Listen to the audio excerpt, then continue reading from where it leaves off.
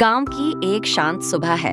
एक गरीब आदमी जिसका नाम रामू है अपनी झोपड़ी के बाहर बैठा है। उसके चेहरे पर चिंता की लकीरें हैं क्योंकि उसकी आर्थिक स्थिति बहुत खराब है। सामने एक छोटा सा गणपति मिट्टी का बना हुआ है जिसे उसने बड़े प्रेम से अपने हाथों से तैयार किया है।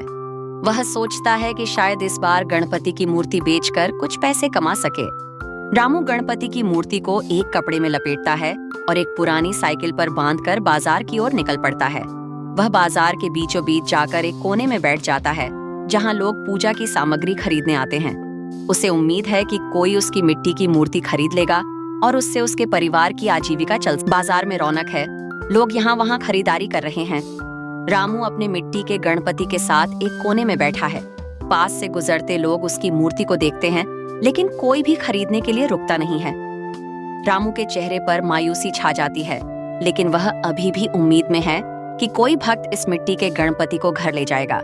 अचानक एक छोटा बच्चा अपने पिता के साथ आता है और मिट्टी के गणपति की मूर्ति को देखकर रुक जाता है।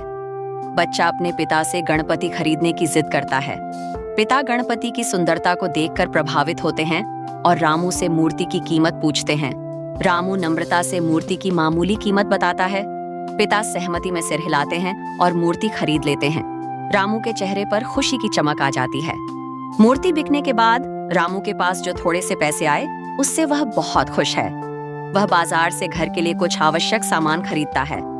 घर लौटते समय उसकी आंखों में संतोष है क्योंकि वह जानता है कि उसने अपनी मेहनत से कमाई की है। अब वह और मूर्तियां बनाएगा और अपनी कला से अपने परिवार का पेट भरेगा। गणपति बप्पा की कृपा से उसकी मेहनत रंग लाई है। रामू जब घर लौटता है तो उसका परिवार उसका स्वागत करता है।